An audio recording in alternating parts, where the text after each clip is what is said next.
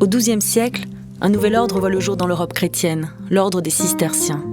9 siècles plus tard, je vous emmène au cœur de ces abbayes à la découverte de ce patrimoine vivant. L'oisiveté est l'ennemi de l'âme, disait saint Benoît. Les cisterciens vivaient à l'origine de la prière, mais aussi du travail manuel. L'autosuffisance est une notion fondamentale. Ils réalisent un ensemble de tâches nécessaires à leur autonomie. Tissage, brasserie, forge, moulin, boulangerie, agriculture.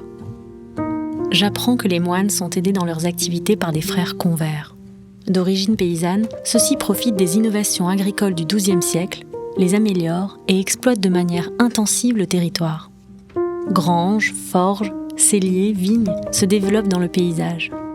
Petit à petit, les territoires s'agrandissent, les abbayes deviennent d'importantes propriétés foncières. Elles multiplient les fermes, parfois très éloignées. À Villers, le domaine compte une 40aine de granges qui arrivent jusqu'à Anvers. À Clairvaux, certaines sont à plus de 150 km de l'abbaye. À Alcobaça, je me promène au cœur des vergers du monastère.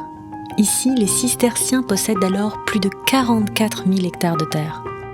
La région, renommée pour ses fruits et ses vignobles, profite encore des infrastructures développées à l'époque. Je reste impressionnée par le rôle majeur joué par ces abbayes dans le développement économique de l'Europe médiévale.